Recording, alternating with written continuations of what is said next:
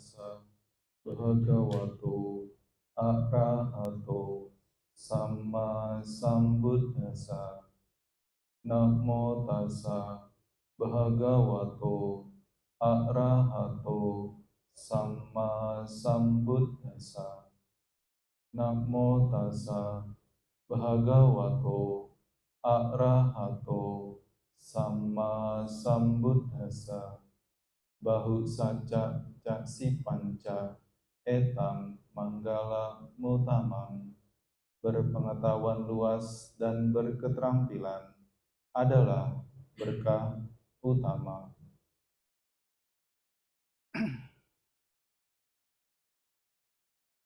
Para ibu bapak yang saya hormati, saudara-saudari serta hadirin sekalian, mirip-mirip antara puja bakti dan dhamma kelas. Sama-sama mengulang dhamma, sama-sama membahas dhamma. Yang mana kalau ibu bapak jarang ke wihara, ya, maksudnya seminggu sekali, karena sibuk, ya, tidak sempat dana makanan atau nitip, wihara yang bersih ini, yang nyaman ini, yang rapi ini tidak muncul tiba-tiba dari banyak faktor. Ya, tentu bukan hanya Mas siapa yang di sini, Marsudi, ya, bukan hanya tentu andil dari Mas Marsudi, tetapi andil dari para ibu bapak semua. Ya, misalkan ketika dana makan, ya, bukan hanya rame-rame makan, tapi rame-rame cuci piring. Nah, misalkan, dan lain-lainnya. Artinya kerjasama, koordinasi dari berbagai macam pihak, komunikasi yang baik, yang membuat wihara yang tentu ibu bapak lebih dominan ketimbang saya, karena saya mampir ke sini, numpang lewat. Tentu ibu bapak yang mendapatkan manfaat dari keberadaan wihara yang ibu bapak perjuangkan ini.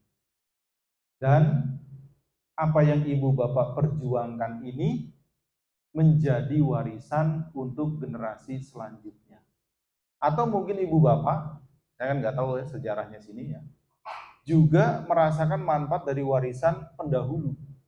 Karena kalau wihara yang tua itu, wihara yang lama itu, yang sepuh di situ pun mengalami manfaat dari generasi sebelumnya. Dan dia sekarang menjadi pelaku sejarah, ya, merawat, mengembangkan wiharanya itu untuk diwariskan kepada generasi yang baru. Artinya apa? Yang diperjuangkan oleh ibu bapak, saudara-saudari saat ini sebagai pengurus, sebagai apapun, itu memberi manfaat kepada kita pribadi yang menggunakan, ya, merasakan manfaat bersama saat ini di wihara ini, juga untuk generasi selanjutnya. Saya bisa ngomong seperti itu karena saya juga dulu kecilnya sekolah minggu. Ya meskipun sekolah minggu dulu dengan sekolah minggu sekarang beda. Ya, sekolah minggu dulu kan yang penting ngumpul aja, pelajarannya belum ada. Yang penting ngumpul saja, ya, daripada bingung kemana kan, daripada habis Doraemon udah selesai tontonan. Masih ada nggak Doraemon? Zaman dulu, ya. Nah jadi karena saya pribadi merasakan manfaat adanya wihara, meskipun sederhana, meskipun tidak seperti sekarang, ya. Dulu hukum karma aja nggak ngerti, yang penting ngumpul saja. Nah, tetapi dari situ merasakan bahwa keberadaan wihara, ya, meskipun sederhana, itu memberi andil. Dan apa yang ibu bapak perjuangkan saat ini akan memberi manfaat, ya, saat ini sudah memberi manfaat, juga akan memberi manfaat pada generasi selanjutnya. Ya, apakah nanti cucunya, apakah keponakannya, apakah orang lain yang baru yang menggunakan dan mendapat manfaat dari keberadaan suatu wihara. Betul begitu? Ya. Satu lagi, kenal Bante Adiratano ya? Ya, pernah ke sini ya? Ya, 2 kali ya. Ya. Beliau kan keluarganya Palembang ya. Ya, meskipun beliaunya kembali ke jalan yang benar. Ya mungkin kehidupan lampaunya sudah Buddhis, ya kehidupan lampaunya. Nah jadi bagi saya kalau ibu bapak kenal beliau, apalagi ya sering mengundang untuk belajar bersama kepada beliau, ya suatu keberuntungan. Karena beliau termasuk sedikit biku yang punya kesempatan yang sangat istimewa. belajar di tradisi hutan Sri Lanka. Itu tidak mudah. Kenapa? Karena di sekitar angkatan beliau itu, di sekitar zaman beliau waktu itu, ya, ada juga biku-biku lain. Tapi seminggu melambaikan tangan. Nggak kuat. Tanpa fasilitas, tanpa listrik, tanpa gedung dan sebagainya, tinggal di alam yang di situ manusia adalah tamu, tuan rumahnya adalah yang di situ. Ya tuan rumahnya ya gajah, ya beruang, ya buaya, ular berbisa, tuan rumahnya. Ya, jadi kalau mereka lagi bete ya hati-hati tamunya. Tapi bisa tinggal, bisa bertahan, bisa berlatih, wah itu suatu pengalaman yang sangat langka bagi kebanyakan biku. Nah sehingga ya bisa kenal, bisa belajar dari beliau ya juga suatu yang sangat beruntung. Jadi ya menjadi suatu kebanggaan. Ya tinggal bagaimana koordinasi ya bisa ya mengundang beliau. Ya biasanya kalau orang itu kalau dia kembali ke tempat kecilnya, nah itu punya memori-memori tersendiri. Ya, akan kenal kotanya, kenal wilayahnya, sudah puluhan tahun tidak ke tempat kecilnya. Nah, itu ketika bisa sharing dhamma, ya bisa belajar bersama, ya tentu punya kekuatan emosional yang berbeda dengan kayak saya kesini kan cerita semalam, kalau Wendy nggak ngundang, ya nggak kesini. Ya dan koordinasi lain-lainnya. Kenapa? Indonesia luas sekali, sangat luas, sangat luas Indonesia. Kalau kita ke Kaltara sampai sekarang mungkin ya, itu 3 transportasi itu lengkap, udara, laut, darat. Itu pun belum sampai ke Kalimantan Utara itu, karena pulaunya kecil-kecil gitu kan. Ya, sudah naik boot itu ya sudah pasrah. Kalau bootnya mati mesin atau terbalik, muaranya itu penuh dengan buaya ya. Indonesia luas sekali, sangat luas. Jadi dengan keterbatasan sumber daya manusianya, kita ya bisa bisa bertemu ya bukan suatu hal yang mudah juga.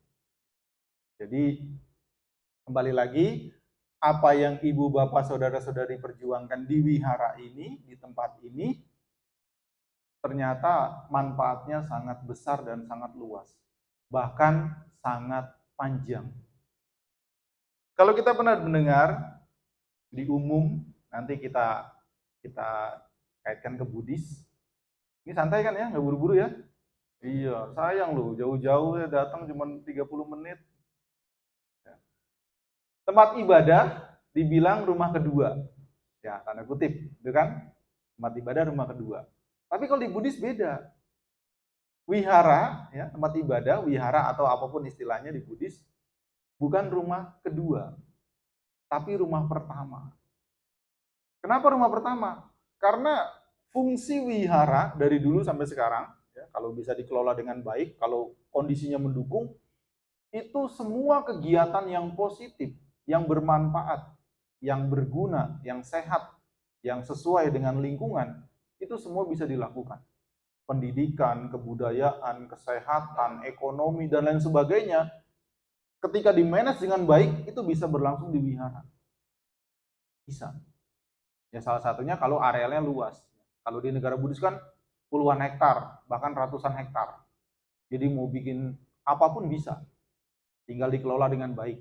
Ya kalau di kita ya maklum-maklum saja lah, begini udah beruntung sekali. Biasanya kan kadang-kadang awalnya sambudannya in the cost, kontrak, ya, kontrak terus berkembang dan sebagainya, ya kan? Karena kita sudah bukan negara Buddhis lagi. Dulu negara Buddhis.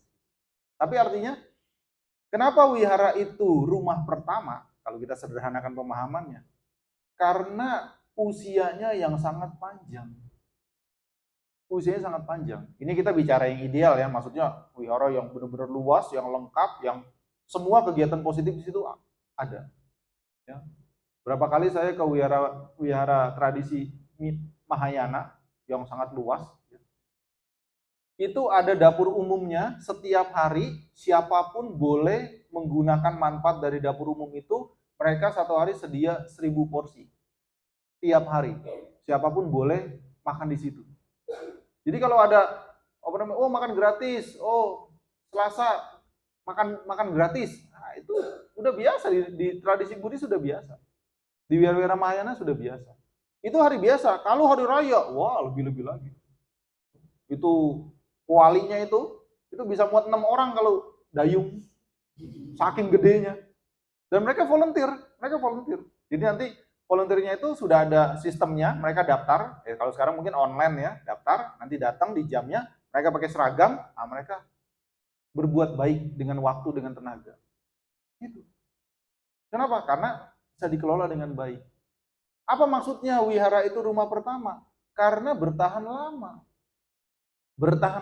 Bahkan dulu nih sudah ribuan tahun, terus anicca, tenggelam, terus ditemukan lagi, direnovasi lagi, dimunculkan lagi, hidup lagi. Nah, itulah usia yang sangat panjang. Kenapa? Kalau kita sederhanakan, wihara malah menjadi rumah pertama. Ya, kalau kita di Indonesia ini misalkan Candi Borobudur, dulunya wihara. Ya, dibangun oleh umat Buddha ya, dengan berbagai macam kondisi yang mendukung selama 1000 tahun misalkan. Terus anicca, tenggelam. Terus sekarang ditemukan lagi, meskipun fungsinya sudah pariwisata. Artinya apa? Sudah pernah tertidur, sudah pernah tenggelam, bangkit lagi, memberi manfaat luar biasa.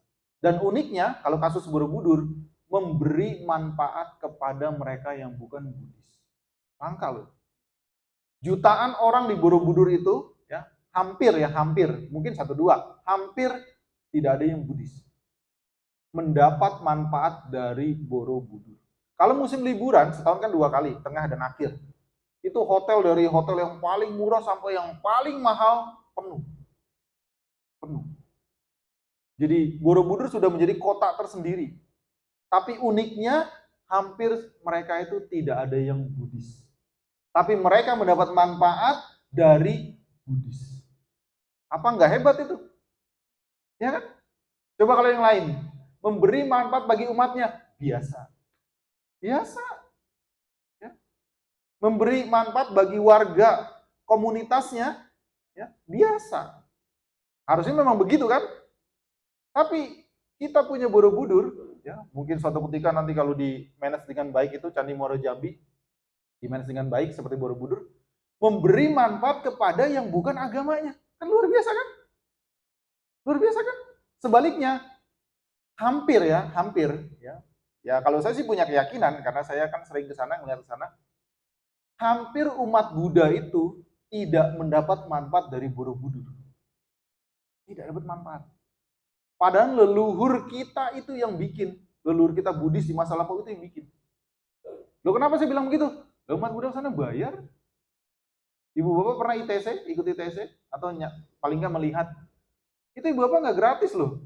Itu pinnya itu tiket. Jadi pinnya berapa tinggal kalikan tiket. Nggak gratis, yang bayar ya panitia, ya ibu bapak juga yang bayar, termasuk para donatur, tapi dikelola oleh panitia. ITC Borobudur itu nggak gratis, bayar. Waisak, lebih mahal lagi. Itu merusak harga Waisak. Kemahalan. Makanya dibanding-banding kayak kita. Tidak gratis, tapi ya kita berpikirnya positif saja ya, sudah anggap aja berdana buat pengelolaan Borobudur. Padahal saya berani berdebat. Debatnya bagaimana? Setahun 365 hari, kita bulatkan saja. 365 hari Borobudur dijual tanah putih. Iya, 1-2 hari itu free untuk masyarakat. Kalau diambil Waisak dan Asada, Borobudur jadi 363 hari. Masih bisa dagang, masih bisa cari cuan 363 hari. Tapi karena serakah, tetap aja Waisak Asada bayar. Artinya apa? Secara ekonomi, meskipun itu sudah bukan wihara seperti di masa lampau, tapi masih memberi manfaat. Ini kita berpikir kritis. Coba, ada nggak tempat lain yang begitu memberi manfaat kepada bukan umatnya? Hampir nggak ada. Kalaupun ada, kecil sekali. Tapi Borobudur 100% boleh dibilang memberi manfaat kepada mereka yang bukan Buddhis. termasuk kepada pemerintah. Memberi manfaat termasuk kepada negara. Apakah itu nggak hebat? Baru tahu awasan begini? Iya, karena mikirnya angel. Artinya apa? Itu suatu kualitas. Suatu nilai yang jarang dimiliki oleh yang lain. Kalau kita bisa berpikir positif seperti itu, itulah suatu kebanggaan. Itulah suatu nilai yang nyata, yang tidak bisa dibantah. Keuntungan Borobudur, cuan Borobudur tidak pernah memberi manfaat kepada umat Buddha. Itu fakta. Itu fakta. Kenapa saya bisa bilang itu? Nah, saya kan tinggal dekat Borobudur. Sejam dari Borobudur. Daerah Temanggung, kami di wihara, itu mandiri. Dukungan dari umat-umat di kota. Tapi tidak ada dari pemerintah. Tidak ada dari Borobudur. Padahal Borobudur begitu besar cuannya. Artinya apa? Kita bisa berpikir positif, meskipun Borobudur sudah bukan wihara, seperti di masa lampau, hanya menjadi monumen, tetapi memberi manfaat luar biasa. Khususnya secara ekonomi, kepada yang bukan Buddhis. Nah, kalau ini dibalik, belum tentu. Belum tentu. Kalau itu dibalik kepada tempat lain, memberi manfaat, iya, tetapi kepada komunitasnya, kepada kelompoknya sendiri, bukan kepada umat lain. Kalau bicara toleransi, itulah toleransi. Kalau bicara kerukunan, itulah kerukunan. Nah, baru dengar seperti ini? Ya, makanya jauh-jauh sengaja. Mumpung ingat juga saya. Ini nilai, ya termasuk Muara Jambi itu. Ketika dikelola dengan baik, nanti suatu ketika, sekarang pun sudah mulai, ya, itu memberi manfaat kepada orang-orang sekitar. Apakah di situ kampungnya ada yang Buddhis saat ini? Nggak ada. Tapi kita ya dengan sukarela silakan memberi manfaat kepada siapapun. Tapi sejarahnya tidak bisa diganti. Sejarahnya tidak bisa dilupakan bahwa itu peradaban Buddhis. Itu sejarah Buddhis di masa lampau yang sangat gilang gemilang di masanya. Itulah luar biasanya nilai-nilai Buddhis yang dari berbagai macam sisi bisa kita lihat, bisa kita munculkan, bisa kita paham. Makanya wihara adalah rumah pertama. Kenapa? Karena usianya bisa sangat panjang. Bisa sangat panjang. Bahkan sudah tenggelam pun, sudah hancur pun, direstorasi lagi, dibangun ulang seperti contohnya Borobudur, Muara Jambi, dan situs-situs lainnya. Bangkit lagi, muncul lagi menjadi pariwisata, masih memberi manfaat. Nah, sebaliknya kalau rumah sendiri, ya misalkan papa mama yang bangun, turun ke anak pewarisi, ya. Terus punya cucu, turun ke cucu, ya paling banter 3-4 generasi. Kadang baru 1 generasi pun pindah. Generasi kedua sudah beda. Banyak rumah-rumah kuno di kota-kota di Jawa yang pernah kami datangi. Rumahnya keren sekali secara artistik, secara vintage, secara kejadulan. Tapi anak sekarang nggak mau, apalagi penakut. Rumahnya besar, kuno, jadul, barang-barangnya antik. Kalau malam, wah rame, ada yang main mahjong katanya. Sudah nggak ditinggali, sudah nggak dipakai, dijual, nggak ada yang berani beli, saking mahalnya. Dirawat sendiri, males, kegedean, repot, dan sebagainya. Artinya apa? Cuma bertahan 1-2 generasi. 1-2 generasi. Tapi wihara bisa bertahan sangat lama. Ratusan, bahkan ribuan tahun. Nah itu, kalau kita sederhanakan cara berpikir, wihara adalah rumah pertama. Rumah kita, rumah ibu bapak yang ditinggali, ya sebentar. 1-2 generasi, 3 generasi, 4 generasi, tapi selanjutnya sudah beda. Maka ada goyang begini, generasi pertama membangun, generasi kedua menikmati, generasi ketiga ngabisin. Itu rumahnya, itu apa yang ada, asetnya yang di sekitarnya. Tapi wihara ketika dikelola, dimanage dengan baik, bisa sangat lama. Bisa bergenerasi-generasi memberi manfaat. Baik yang tinggal di situ, ataupun yang datang untuk berbagai macam hal-hal yang baik. Nah ini pengantarnya setengah jam, hampir. Para ibu, bapak, hadirin sekalian saya hormati. Ya nanti kalau mau ada tanya jawab ya silakan, tapi kalau tidak apa-apa, karena memang temanya puja bakti. Ada hal yang ingin saya sampaikan karena berkaitan dengan keseharian kita. Ya, tadi gara-gara tadi pagi saya ingat cari-cari, kita hidup butuh keterampilan. Makanya di Manggala Sutta yang tadi saya kutip di awal, di situ ada dua berkah, ya, dua berkah yang berkaitan. Jadi Manggala Sutta ini total ada 38 berkah. Itu ada yang berdiri sendiri, ada yang saling berkaitan. Jadi uniknya, satu tema itu, satu bait itu, ada yang bisa berdiri sendiri, ya, ada yang saling melengkapi. Saling melengkapi. Itu uniknya Mahamanggala Sutta. Dan itu komplit. Antara duniawi dengan spiritual di Manggala Sutta lengkap. Silahkan baca terjemahannya. Kalau lagi santai, baca terjemahannya. Nanti kalau semakin mencerap ya terjemahannya itu, kata-katanya itu, nah nanti tahu, oh ini spiritual, oh ini duniawi. Lengkap. Jadi makanya mengapa Mahamanggala Sutta atau Manggala Sutta itu menjadi sangat terkenal, karena di situ lengkap, orang mau duniawi, orang mau spiritual, ada di Mahamanggala Sutta. Dan setiap itemnya, setiap poinnya dari 38 tersebut, ada yang bisa berdiri sendiri, ada yang berkaitan. Jadi berdiri sendiri bisa, saling berkaitan juga bisa, termasuk ya, bahu saca dan sifat. Itu bisa berdiri sendiri, juga bisa berkaitan. Bahu saca itu saca, dari kata saca, dan bahunya itu banyak. Ya, saca itu pengetahuan, ya, ilmu, wawasan. Banyak pengetahuan atau berpengetahuan luas, ya. Sipa itu keterampilan, skill, adalah berkah utama. Berpengetahuan luas dan punya keterampilan-keterampilan, punya keahlian adalah berkah utama. Nah, itu harus kita ketahui, harus kita miliki. Singkatnya, orang yang sukses pasti dia punya banyak pengetahuan. Dia punya banyak keterampilan.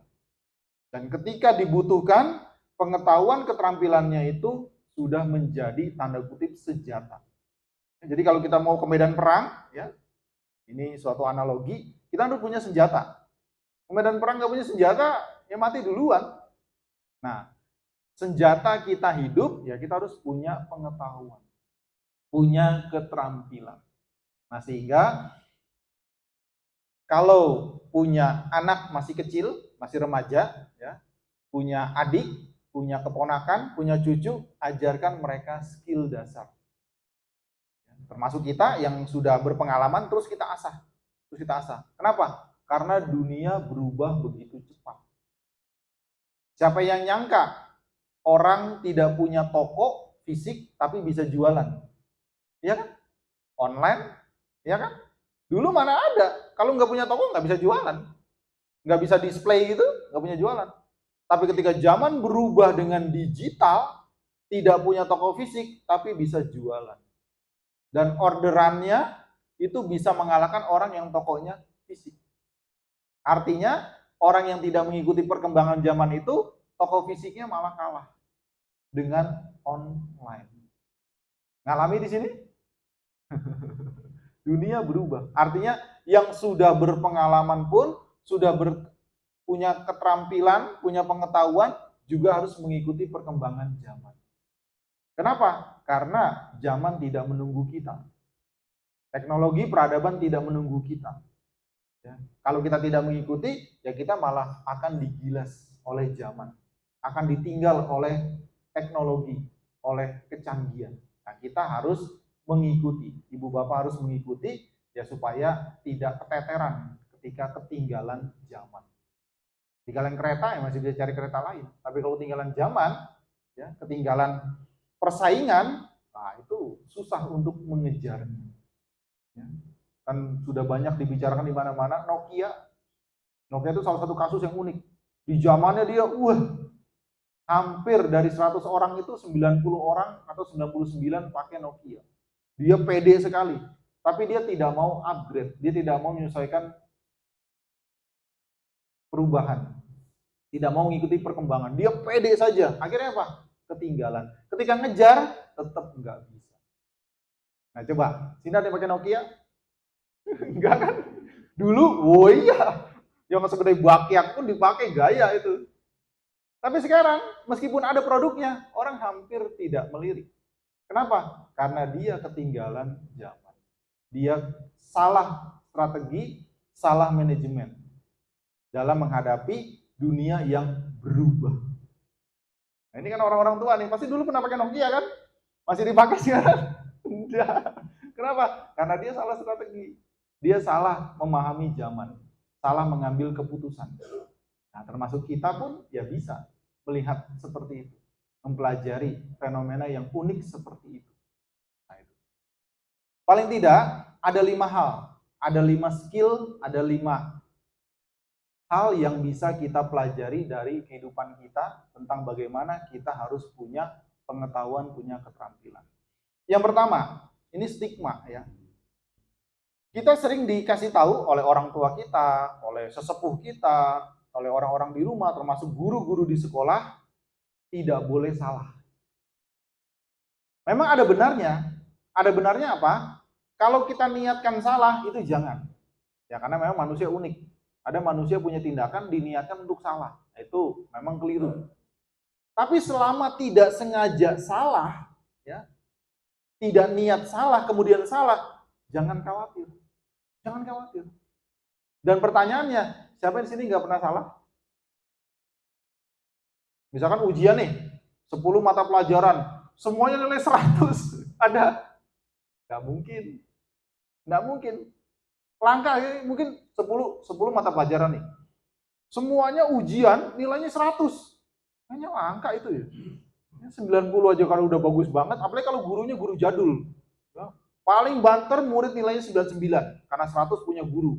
Itu guru jadul itu. Ya kalau memang bener ya kasih 100 kalau memang beneran. Tapi ada guru yang aneh begitu. Bener 100 nih, tapi gengsi. Nggak boleh, 100 nih miliknya guru. Murid paling kenceng 99, itu guru jadul itu. Artinya apa? Kita wajar melakukan kesalahan.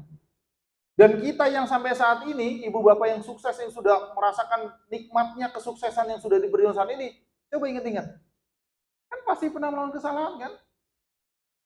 Pernah ditipu orang kan? Pernah dicia orang kan? Tapi jangan cia orang, jangan. Iya kan?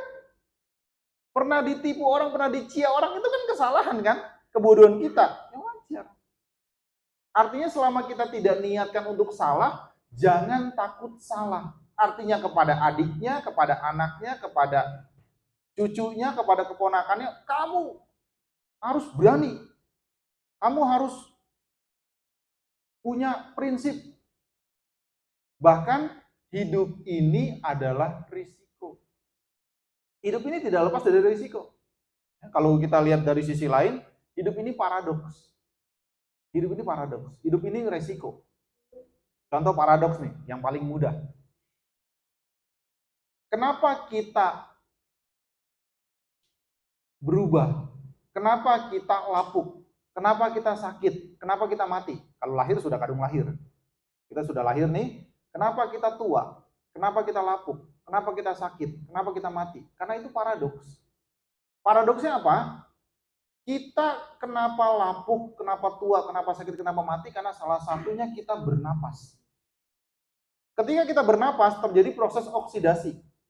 Ya, oksigen masuk, ya, kita proses, kita gunakan manfaatnya, kemudian terjadi oksidasi, terjadi respirasi, terjadi pembakaran dan sebagainya di dalam itu, kemudian keluar menjadi karbon dioksida.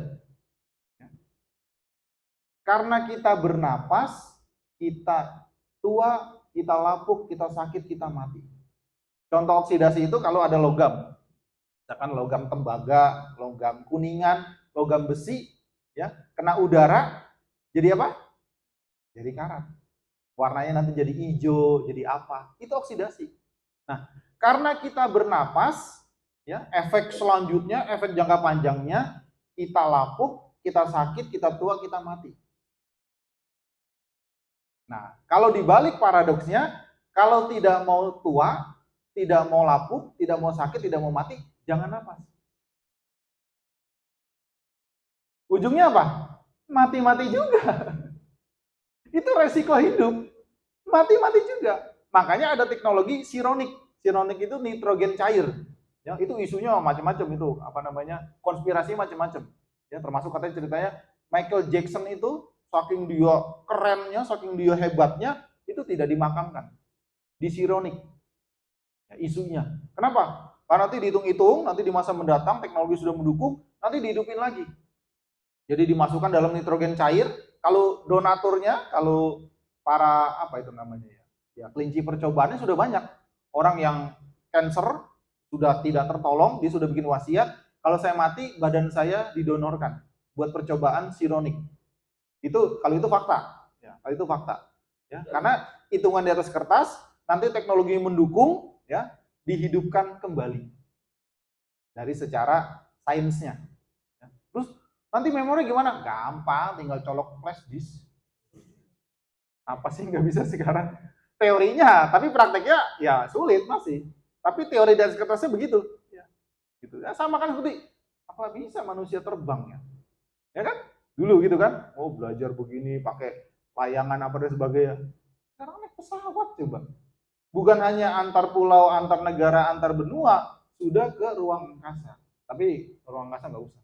Ngapain? Mau belanja nggak ada pasar di sana. Tapi manusia nggak pernah puas kan. Ngapain taruhannya juga nyawa kok. Artinya apa? Nah itu. Karena kita bernapas terjadi proses oksidasi. Karena kita bernapas, kita menjadi lapuk, menjadi tua, menjadi sakit, menjadi mati. Nah, sehingga paradoksnya dibalik. Kalau tidak mau tua, tidak mau lapuk, tidak mau sakit, tidak mau mati, jangan napas sironik. Mati-mati juga. Nah, artinya apa? Jangan takut salah. Selama yang kita niatkan, kita jalani, kita perjuangkan itu kebaikan. Jangan takut salah. Kenapa? Kalau takut salah, nggak mulai-mulai. Jangan-jangan begini, jangan-jangan begitu. Jangan. Ya persiapkan semuanya bagaimana bisa menghadapi itu. Orang tidak maju, orang tidak sukses gara-gara takut salah. Selama kita niat, kita lakukan, kita perjuangkan bukan untuk salah, artinya kita berproses, ya, wajar. Karena faktanya kita pernah melakukan kesalahan. Meskipun kesalahan kecil. Kita saat ini muncul dari kesalahan-kesalahan. Nah, yang harus kita lakukan adalah belajar dari kesalahan itu. Ketika salah, akui, gentleman, gentlewoman. Oh iya, maaf saya salah, saya tidak sengaja, saya keliru, saya alfa, saya absen. Akui. Terus perbaiki, cari solusi bagaimana kesalahan itu menjadi pelajaran berharga. Poinnya adalah bagaimana kesalahan itu menjadi pengalaman yang berharga. Ya kalau bisa sih, pengalaman orang lain adalah guru yang paling berharga. Kalau bisa, tapi kan nggak semudah itu. Ya, kalau pepatah dulu kan pengalaman diri sendiri adalah guru yang berharga. Tapi kalau bisa, pengalaman orang lain adalah guru yang berharga. Artinya, kita tidak harus nunggu dicia orang, baru, oh iya dicia itu merugikan, dicia itu nggak enak. Tapi kita bisa belajar dari pengalaman orang lain, bahwa seperti itu adalah kebodohan, seperti itu adalah kerugian, seperti itu adalah sangat membuat kita menjadi terganggu. Jadi yang pertama, jangan takut salah. Karena hidup ini memang satu paket dengan risiko. Satu paket dengan risiko. Kita ini makan, membutuhkan nutrisi. Kita minum, membutuhkan nutrisi. Tapi di balik makanan itu juga ada risiko. Ada risikonya. Kalau sederhananya, nggak makan mati, makan mati.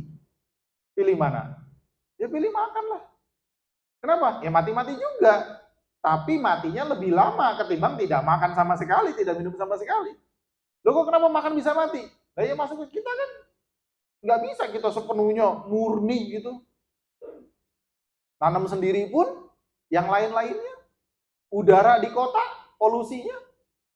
Kenapa orang kota itu lebih cepat sakit? Karena salah satu dari udaranya, dari polusinya. Ya ini untung belum saya buat Jabodetabek. Kalau Jabodetabek, waduh. Kayak di Jabodetabek rumah sakit kan nggak pernah ada yang libur. Rumah sakit nggak pernah ada yang kosong. Selalu ada yang isi. Kenapa? Karena dari udara itu sudah bikin tidak sehat. Kenapa orang gunung 70, 80 masih rosok, masih gagah, bahkan masih glowing tanpa skincare? Kenapa? Karena udaranya masih mendukung. Alamnya masih mendukung, oksigennya masih bagus. Dari berbagai macam faktor. Nah itu, hidup ini berisi resiko. Jangan takut salah, tetapi ketahui apa yang akan dihadapi sehingga kesalahannya, kekeliruannya bisa diminimalisir. Kenapa? Karena masa depan tidak pernah pasti. Yang akan kita jalan ini tidak pernah pasti, tapi dengan ilmu, dengan pengetahuan, dengan wawasan, dengan bertanya, dengan diskusi, dengan orang-orang yang berpengalaman, kita bisa meminimalisir kesalahan yang akan kita lakukan. Karena pada faktanya kita sampai saat ini, kita pernah mengalami kesalahan. Tetapi kita bangkit dari kesalahan, sehingga kita dapat pengalaman yang berharga. Kita punya ilmu untuk menghadapi selanjutnya yang mirip atau sesuatu yang baru yang akan kita jalani. Jadi jangan takut salah. Selama niat kita bukan untuk salah. Selama upaya kita bukan untuk salah. Maksudnya apa? Ya ngeprank itu jangan. Ya bercanda ada batasnya. Kalau ngeprank itu sudah kelewatan, itu bahaya. Orang lagi duduk kursinya ditarik, korbannya sudah banyak sampai lumpuh. Nah itu keliru. Kalau itu keliru. Kenapa? Karena bercanda itu ada batasannya. Bercanda itu ya banyak hal-hal baik yang bisa dilakukan dalam bercanda, bukan yang membahayakan. Gitu. Jadi tidak takut salah berbeda dengan ngeprank. Berbeda niat untuk menjahati orang. Itu yang pertama. Yang kedua, skill yang harus kita miliki ya, dalam kehidupan kita, dalam keseharian kita, ya, dalam bagaimana kita berproses, kita bertumbuh, ya, kita menjadi seperti apa yang harus kita miliki dan sebagainya, yaitu harus bisa mencari peluang, mencari kesempatan. Kenapa? Karena banyak orang pinter, bahkan IP-nya tinggi, ketika kerja bingung. Juara kelas, pinter, IP-nya bagus, ketika kerja, saya kerja apa ya? Lah kamu sendiri kok. Kenapa? Karena dia tidak punya keterampilan menentukan tujuan dia. Menentukan peluang dia. Bahasa anak muda itu passion. Jadi harus dimiliki. Kalau cuman bikin lamaran pekerjaan, bikin CV dan sebagainya, tanya Google udah beres. Tapi menentukan keterampilan kita, menentukan peluang kita, ya, menentukan kebiasaan kita, menentukan kesenangan kita, itu harus kita cari. Harus kita munculkan. Jadi yang kedua adalah mencari peluang. Termasuk membuat peluang. Kenapa? Karena faktanya banyak orang sukses ketika latar belakang pendidikan ditelusuri, nggak nyambung. Lulusan Amerika sukses punya toko bangunan. Coba. Mahal-mahal loh kalau di Amerika, tapi suksesnya toko bangunan. Toko bangunan di kota kecil, sukses tapi. Cuma kan nggak nyambung sama kuliahnya di Amerika. Itu contoh. Kenapa? Karena ternyata passion dia, keterampilan dia, ya, kesenangan dia yang membuat dia happy bekerja itu, ya seperti itu. Nah, jadi skill yang kedua, ya terutama bagi anak muda atau remaja dan sebagainya, temukan peluang. Apalagi zaman sekarang, hobi bisa menjadi penghasilan. Hobi bisa menjadi pekerjaan. Bedanya apa? Kalau kita hobi, tidak beban. Kalau kita punya hobi yang positif, kemudian kita manage menjadi pekerjaan, menjadi penghasilan, itu tidak beban.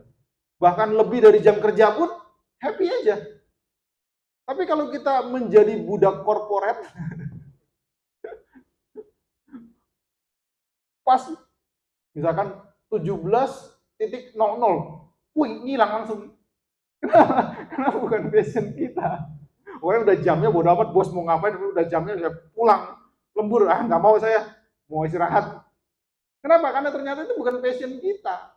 Tapi kalau passion kita sudah di luar jamnya pun masih senang, masih senang. Bahkan liburan panjang orang-orang jalan-jalan, orang jalan-jalan, saya nggak punya saingan, saya buka toko. Kenapa? Passionnya. Lah bener, orang-orang pada tutup, dia buka lah ya, cuannya lebih banyak. Kenapa? Itu pinter mencari peluang, pinter melihat kesempatan, bahkan pinter membuat peluangnya sendiri. Itu skill. Ya seperti saya, rata-rata umumnya ini rata-rata zaman dulu ya, nggak tahu kalau zaman sekarang. Ya nggak pernah minat jadi biku. Ini jadi biku kesasar mungkin. Ya. Tapi dijalani, oh ya ternyata ada manfaatnya juga. Boleh dibilang biku-biku yang sudah ada itu nggak pernah. Coba kamu dari kecil cerita jadi biku, ini nggak ada, nggak ada, nggak ada. Banyak kesasar kok. Tapi dalam arti positif. Ya. Tapi ketika dijalani ternyata tahu seluk-beluknya, tahu manfaatnya dan sebagainya, nah ternyata bisa memberi manfaat minimal bagi dirinya sendiri. Nggak ada orang passion, kamu cerita apa? Jadi biarawati, nggak ada, langka itu, aneh malah, aneh. Tapi itu harus ditemukan. Ketika kita bisa tahu bahwa kita sukanya itu, kita senangnya itu, dan itu sehat, itu positif, itu berguna, wah itu akan sangat bermanfaat. Minimal bagi dirinya, juga bagi sekitarnya. Dan seperti itu tidak diajarkan di sekolah. Ya, kalau template kan, itu apa? Dokter, pilot, guru, nah itu template aja, itu biasa saja. Ya. Tapi bukan itu sebenarnya. Kenapa? Karena banyak kasus orang yang juara kelas, pointer, IP-nya umlaut, bingung mau kerja. Malah konyolnya, kan satu kelas itu 30. Yang duduk belakang kan yang nakal-nakal, yang bandel-bandel. Yang depan itu yang pintar-pintar juara kelas. Singkat cerita, yang pintar-pintar itu jadi kasir di orang-orang yang nakal belakang itu. Kenapa? Karena yang pintar itu tadi takut salah, takut mengambil resiko dan sebagainya. Ketika sudah bekerja, yang pintar-pintar itu kerja main bodoh-bodoh waktu di kelas. Kenapa? Karena yang bodoh-bodoh itu nggak takut ngambil resiko. Coba saja, jalani saja dan sebagainya. Lakukan saja selama itu benar, selama itu positif. Resiko, pasti hidup itu beresiko. Nah itu yang kedua.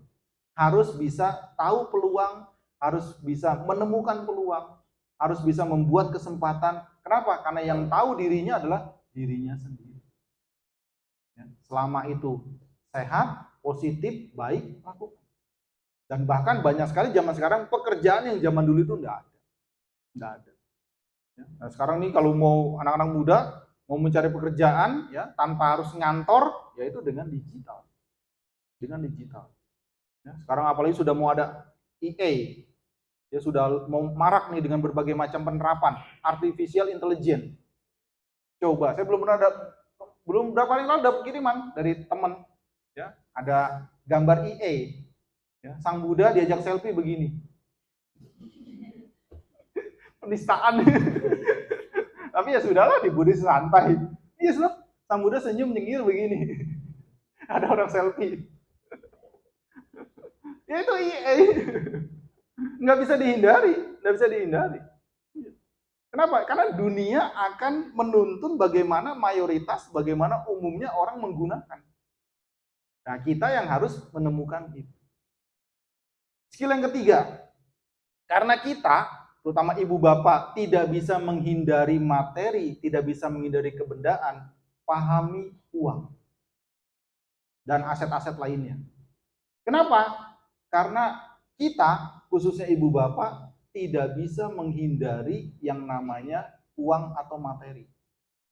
Kecuali ibu bapak menjadi bagian dari suku Baduy atau suku-suku pedalaman. Nah, di Sumatera ini ada suku anak dalam yang mereka itu hak-haknya dirampas, hutannya dirusak, dan mereka masih belum menggunakan uang. Nah kalau ibu bapak nggak mau pakai uang ya gabung sama mereka. Ya. Tapi kan faktanya ibu bapak nggak bisa menghindari kan, bahkan sehari-hari yang dicari adalah uang. Nah pahami itu, mengerti itu. Ya. Kenapa? Karena ibu bapak hidup dari itu, membutuhkan itu, menggunakan itu, mendapat manfaat dari itu. Pahami itu, ajarkan sejak dini. Nah, salah satunya kalau bagi anak kecil, ya, kebetulan saya mengalami dan sudah gede baru paham, Ya biasanya begitu memang ajaran orang tua. Ya. Ajarkan sejak dini anak-anak itu nabung. Koin nggak apa-apa, kecil nggak apa-apa. Karena nanti bukan tebuk celengannya, bukan. Tebuk celengan itu bonus saja, itu kalau sudah penuh saja. Tapi poinnya adalah bagaimana mental si anak ini mengelola uang. Ya, kalau zaman saya dulu tuh bisa nabung koin yang jigo itu, yang 25, yang gambar burung cendrawasih, udah seneng banget. Sudah seneng banget. Terus setelah saya gede, saya udah tua begini, baru ngerti, oh itulah mentalitasnya. Mentalitas bagaimana memanage uang. Nah, kepada anaknya, kepada cucunya kasih tahu, kamu jajan boleh, karena itu hak kamu, tapi kamu sisihkan. Entah itu separuhnya, entah itu seperempatnya, kamu nabung, kamu celengi. Nah, nanti manfaatnya adalah bukan tebok celengannya, tapi bagaimana dia memahami uang. Dia mengelola uang, dia memanage dengan uang. Kenapa? Karena dia pun nanti kelak di masa depan tidak bisa menghindari uang. Kecuali tadi, masuk ke suku yang tidak menggunakan uang. Di suku Baduy itu tidak menggunakan uang, karena mereka 100% hidup dari alam. Rumahnya dari alam, makannya dari alam, hidupnya dari alam, dan mereka hampir tidak menggunakan uang. Kenapa? Karena mereka tidak menggunakan listrik. Baduy dalam itu, Baduy luar sudah menggunakan. Mereka tidak menggunakan sendal, sepatu. Mereka tidak butuh skincare. Ya di alam mau ngapain? Siapa yang mau gaya-gayaan? Nah, karena mereka hidup 100% dari alam, mereka benar tidak butuh uang. Ada yang begitu, ada. Tapi langka sudah. Tapi ibu bapak kan bukan orang Baduy kan? Artinya apa? Skill yang ketiga, pahami aset itu. Pahami materi itu. Dan kepada anak kecil, ajarkan. Dia boleh membahagiakan dirinya dengan hasil keringatnya, dengan hasil perjuangannya. Tapi jangan lupa, menabung lebih baik. Meskipun sedikit tidak apa-apa, karena bukan nilainya yang dituju, tapi mentalitas bagaimana mengelola kebendaan tersebut, mengelola uang tersebut. Dan saya pun mengerti itu setelah saya tua, setelah saya gede. Oh, ini tuh orang tua dulu ngajarin nabung. Ternyata ada manfaatnya dari bagaimana kita mengerti. Supaya kita bisa mengendalikan itu materi, mengendalikan itu uang, mengendalikan itu aset. Jangan malah diperbudak oleh uang. Kalau bisa uang itu bekerja untuk kita, kalau bisa. Kalau bisa. Nah, dari mana? Nah, dari skill kita memahami tentang kebendaan. Karena dia adalah alat yang harus kita gunakan, syukur-syukur bisa melancarkan, bisa membuat kita semakin nyaman, semakin bahagia, semakin bermanfaat. Itu yang ketiga. Skill yang keempat adalah interaksi sosial. Kenapa? Karena sepenuhnya orang sukses itu peluangnya dari sosial. Sosial itu apa? Orang di luar diri kita, pihak di luar diri kita, makhluk di luar diri kita, itu sosial. Bagaimana kita berinteraksi sama orang tua, kepada pasangan, kepada kakak adik, kepada teman, kepada tetangga, kepada sahabat, kepada relasi, kepada teman sekerja, itu sosial. Dan orang-orang sukses sangat, ya semuanya lah boleh dibilang, itu muncul dari interaksi sosial. Punya sosial yang bagus, punya relasi yang bagus. Bahkan Sang Buddha mengatakan, wisaya paramang nyati. Kalau diterjemahkan secara sederhana, kepercayaan adalah keluarga yang paling baik. Artinya, meskipun bukan saudara, bukan batik, bukan hubungan darah, kalau dia bisa dipercaya, itu seperti keluarga. Tapi kalau keluarga sendiri, saudara sendiri, utang bayar, bocengli, tukang ngapusi, malah malas meskipun saudara. Jangankan relasi, ketemu aja udah megah. Nah, tetapi kalau kita bisa dipercaya, kita punya sosial yang bagus, meskipun bukan saudara, nah, bisa menjadi sumber kemajuan. Saya punya beberapa kenalan yang dia bisnisnya luar pulau. Cuman modal telepon doang, belum pernah ketemu, lalu luar pulau. Tapi sekali kirim kontainer, bukan gerobak, gerobak kecil. Kontainer.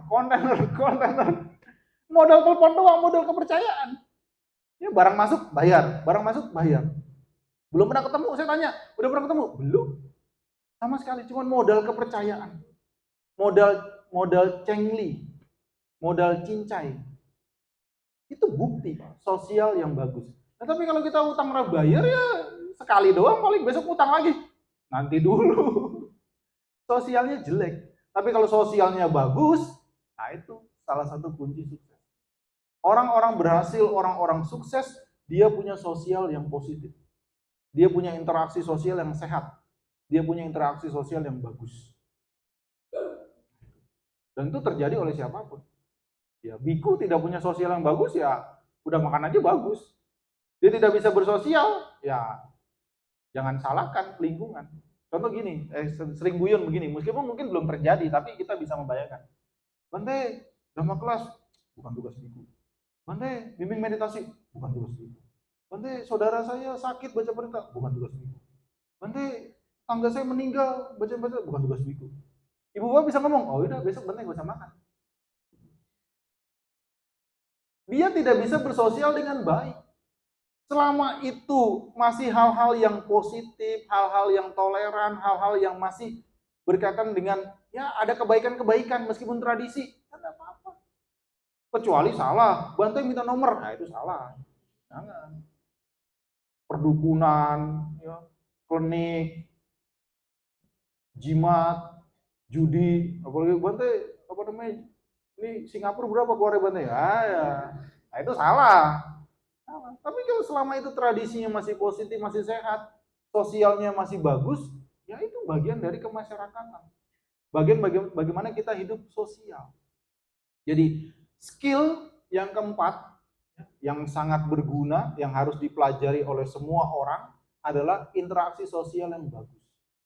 Kalau kita punya interaksi sosial yang bagus, itu kita dipercaya. Kalau kita dipercaya, kita mau melakukan apa saja banyak yang dukung. Banyak yang dukung. Bahkan banyak orang sukses itu dari kepercayaan. Nggak punya modal, dipercaya. Nih, gue punya aset, lo kelola. Namanya gitu kan? Dipercaya. Kita benar-benar jujur, sungguh-sungguh dan sebagainya. Kita nggak punya apa-apa, kita disuruh kelola aset. Dan berhasil, dia senang, kita juga senang. Dia dapat manfaat, kita pun dapat manfaat dari interaksi sosial yang sehat. Banyak orang sukses itu modalnya kepercayaan sosial yang sehat. Dan yang kelima, yang terakhir, bagaimana skill sangat berguna bagi kita, entah itu juga apakah duniawi atau spiritual, adalah kecerdasan emosional. Karena IQ sekarang bukan ukuran, tapi EQ, emotion question. Kecerdasan emosional. Bagaimana kita mengelola perasaan kita. Marah ya marah, tapi marahnya jangan sampai orang gila. Jangan sampai kayak orang sinting. Kenapa? Karena kita masih punya marah, tapi marahnya terkendali. Marahnya terkendali. Seneng ya seneng, tapi jangan lupa seneng juga akan berlalu. Sehingga orang yang bijaksana menggunakan senengnya, menggunakan bejonya, menggunakan hokinya, menggunakan keberuntungannya untuk kebajikan yang baru. Kenapa? Karena dia sadar kalau nanti kesenangannya, bejonya, hokinya, happy-nya itu berlalu, berbuat baiknya ekstra. Tapi kalau lagi senang, lagi happy, berbuat baik, modalnya sudah ada depan mata. Ya kan? Itu orang cerdas. Pernah kami dulu di suatu wihara, lama sekali. Ada orang pagi-pagi bawa burung 2 kandang. Pagi-pagi nggak janjian, pangsan lah singkat ceritanya. Loh ada apa Pak? Nggak janjian sebagainya. Oh iya Bante. Saya punya beberapa bisnis ya, bisnismen. Punya beberapa rekening. Nah, karena saking banyaknya kan ada yang ribet kan, misalkan punya 5, ya 1 ditutup lah, atau 2 ditutup supaya lebih gampang manajemennya. Nah, mau ditutup ini malah dapat mobil. Nah kebingungan dia, saking bingungnya senangnya campur aduk, dia pikir wah karma baik berbuah. Nah kalau karma baik berbuah saya nggak nanam lagi nanti kan berkurang. Nah, orang pintar begitu tuh. Pagi-pagi datang ke wihara, function, berbuat baik. Kenapa? Itu ceritanya. Rekening yang mau ditutup malah dapat mobil. Orang hoki emang begitu. Mau ditutup dapat mobil. Nah karena dia cerdas, dia tidak mau hanya menikmati buah kebaikan. Dia berpikir saya harus nanam lagi saat itu, selanjutnya ya terus berbuat baik. Itu orang cerdas. Kenapa? Karena dia tahu bahwa kebahagiaan ini ketika dikelola dengan baik, modalnya depan mata, lagi happy. Orang lagi happy itu berbuat baik itu mudah. Nah, tapi banyak orang malah salah paham. Lagi stres, lagi mumet, lagi bocuan, lagi bohoki dan sebagainya, ingat wihara. Lagi happy, seneng, lupa. Normal itu kebanyakan. Tuh Bante, tolong Bante, pusing. Lagi pusing ya datang, lagi happy lupa. Normal. Tapi jangan begitu kalau orang cerdas, lagi mumet, lagi susah karena buruk berbuah, hadapi. Jalani, pikirkan dan sebagainya, hadapi dengan keterampilan, dengan pengetahuan, dengan ilmu dan sebagainya, jalani. Nah, lagi happy, bagi-bagi. Lagi susah, ngumpet. Orang nggak perlu, kalau bisa nggak usah tahu. Lagi susah, orang kalau bisa nggak usah tahu. Jalani, hadapi, jadi pengalaman berharga. Lagi happy, bagi-bagi. Kepada siapa? Orang terdekat. Siapa? Anggota keluarga. Tapi rata-rata kebanyakan orang lagi susah teriak-teriak biar dunia tahu. Lagi happy, hilang. Itu kebanyakan orang, jangan begitu. Itu tidak bisa mengendalikan perasaan, tidak bisa mengendalikan emosional. Orang bisa mengendalikan perasaan, malah kebalikan. Contohnya seperti itu. Lagi susah, dia diam. Dia tidak mau menunjukkan, dia jalani, dia hadapi, jadikan pengalaman berharga. Tapi sebaliknya lagi happy, dia bagi-bagi. Lagi hoki, dia sharing. Kenapa? Karena dia tahu hokinya, happy-nya, keberuntungannya itu, kebahagiaannya memberi manfaat kepada kita. Itu contoh bagaimana mengelola perasaan kita. Kenapa? Karena orang sukses itu bisa mengelola perasaan. Termasuk cerita semalam kan, Bante, saya siap bangkrut, saya siap pilot, karena itu konsekuensi orang bisnis. Tapi jangan khawatir, saya tidak akan menyerah. Bahkan sampai mati pun saya tidak akan menyerah karena ini layak diperjuangkan. Bisa dilewati dengan baik. Orang-orang pada bangkrut gulung tikar, ini punya usaha baru. Dan jalan sampai sekarang. Dari mana? Nah, dari bisa mengelola perasaan. Mengelola emosional. Dan ini sangat nyata. Kesehari-hari kita alami. Bahasa Buddhisnya wedana. Perasaan. Menyenangkan, tidak menyenangkan. Netral. Ya, menyenangkan fisik, menyenangkan batin. Tidak menyenangkan fisik, tidak menyenangkan batin, netral, komplitnya 5. Tapi ringkasnya 3. Suka, duka, ya. Tidak suka, tidak duka, netral. Dikelola dengan baik. Kenapa? Karena itu sangat bermanfaat. Jadi kalau memang marah, marahnya terkendali. Bukan ngamuk, anarki dan sebagainya, gelap mata, rugi. Rugi. Kalau kita mudah emosional, peluang emas hilang. Hilang, berlalu, lewat. Tapi kalau kita bisa mengendalikan perasaan, peluang emas itu masih bisa terjaga. Masih ada kesempatan-kesempatan baik yang tidak hilang ketika kita ngamuk, ketika kita anarkis, ketika kita arogan, ketika kita marah tidak terkendali. Inilah 5 skill yang harus dimiliki, ya, bahkan sudah berpengalaman pun terus diasah, karena dunia berubah begitu cepat dan dunia tidak menunggu kita, apalagi bagi anak muda, remaja, anak-anak dan sebagainya, karena 5 skill ini juga nggak diajarin di sekolah. Tidak di sekolah. Di sekolah cuma teori saja. Bahkan banyak orang-orang tua yang berani itu tidak perlu sekolah. Tapi kamu belajar, kamu punya keterampilan dari orang tua, belajar di rumah, belajar di teknologi dan sebagainya, di internet. Karena sekolah juga tidak menjamin. Jadi boleh bilang gini, sekolah itu privilege. Orang tuanya mampu, orang tuanya senang, orang tuanya mendorong. Tapi ilmunya tidak jaminan dari sekolah. Ilmunya harus dicari sendiri. Harus diketahui sendiri dengan teknologi yang ada. Dengan HP bisa mencari ilmu, bisa mencari pengetahuan. Jadi harus ditemukan sendiri, harus dicari sendiri, harus dikelola sendiri. Yang pertama adalah jangan takut salah. Selama niat kita tidak untuk salah, ya, tapi hidup berisi resiko. Hadapi, ketahui supaya resiko-resikonya bisa diminimalisir. Ya. Yang kedua, harus bisa membaca peluang. Harus bisa membaca kesempatan, karena dia selalu ada. Tinggal kepekaan kita bagaimana kita melihat peluang tersebut. Dengan hobi kita, dengan kesukaan kita yang sehat, yang positif, zaman sekarang jadi pekerjaan. Hobi jadi pekerjaan. Yang ketiga, pelajari uang. Pelajari aset, pelajari kebendaan. Supaya juga tidak kecemplung investasi bodong. Jangan pinjol